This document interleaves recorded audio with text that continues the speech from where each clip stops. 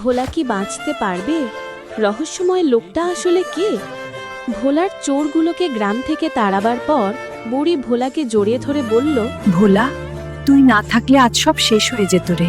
কিন্তু কেউ খেয়াল করল না দূরে একটা লোক দাঁড়িয়ে সব দেখছে। সে বলল, এই কুকুরটাকে আগে সরাতে হবে।